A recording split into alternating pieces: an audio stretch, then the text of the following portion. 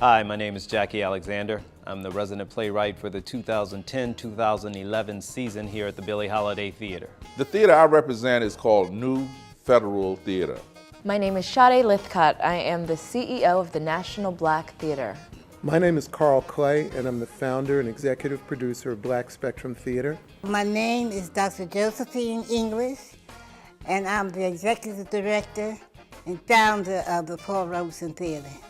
My name is Vosa Rivers. I serve as the executive producer and founding member of New Heritage Theater Group. I am Gertrude Jeanette, and I am the founder and the CEO of the Harlem Artists Development League, especially for you.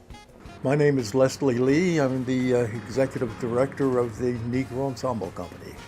The Coalition of Theaters of Color was started by me, Ossie Davis, and Charles Barron.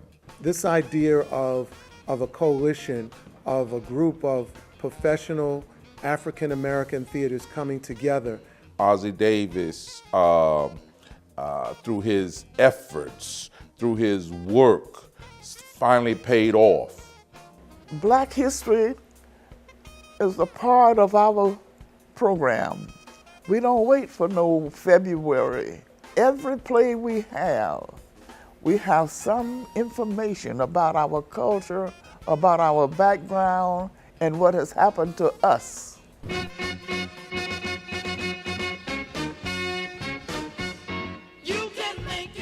Black Spectrum Theater has been a member of the Coalition for Theaters of Color now for approximately 10 years. And that takes us all the way back to the late 90s when we first started thinking about coming together after the Ossie Davis and Ruby Dee 50th wedding anniversary. And we're still in the process, of declaring to the whole world who we truly are. And the theater is one of those places where we can do that. And without those voices, we have no way of talking to ourselves, of communicating to ourselves as to who we are, what we want to be, and what we appreciate about our own culture. Just as in Africa, the talking drum was that instrument that brought the group together and helped them to voice their common aspirations. In our community, theater is the talking drum. It was having conversations with Ossie and Ruby, encouraging us to come together as a united voice to appeal to the elected officials of the city to form an organization that could articulate the collective concerns of the entire body of theaters of color. The need for Charles Barron, being a city council person, to speak out, the need for Inez Dickens to speak out, Leroy Comrie to speak out and say, oh wow, wait a minute.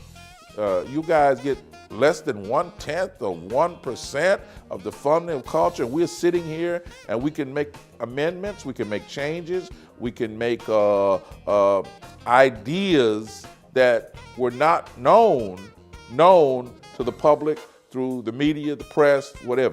Paul Robeson Theater, we're one of the original founders, and we survived on our audience. We got no grants, no city funding. We're applying now for a capital grant because we have to renovate the theater. But all the work that we did through the community, through the work of the community, and through the attendance of the community. National Black Theater has a very broad demographic because as much as we are a theater, we're also an alternative learning center. So as an institution, we deal with not only our theater arts program, but our communications arts program. Us having a facility that we own, we deal with the youth. We have Harlem Children's Zone in our building, their after-school program. Speaking for Marjorie, I would say it means support. It means collaboration, not being alone in this process. It's really meant everything for the theater. The funding, it's helped raise visibility for the theater, allow them to plan ahead, given funding, where we can promote a season, pay actors, provide health benefits for actors. So the coalition has really kept the theater alive. The coalition has benefited all of us to the degree that we help one another.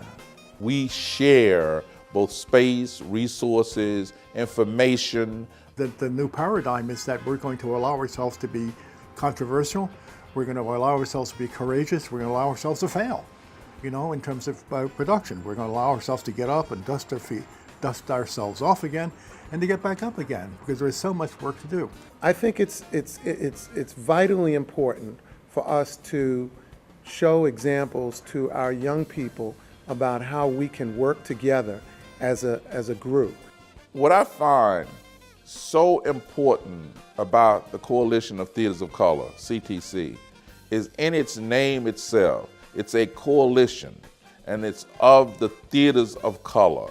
And that coalition means we are working together. We're trying to find ways to find parity in the funding, parity in the artistic work, parity in the technicians, actors, and all those things, where we know a black actor working at my theater is not getting what he is getting working at white theaters. We want to find some way to pay black artists, whether they're technicians, actors, directors, whatever, the same as they're getting anywhere else. I'm proud to be a member of CTC, and the future for us is bright. The future for us really means that we're putting a face to all of our collective histories, all of our collective experiences as theater organizations, as cultural institutions, and there's a need now more than ever to codify, to quantify our history. And so the future for CTC is quite bright and big, because as we grow, we are able to touch more people. We are able to share our stories with more communities.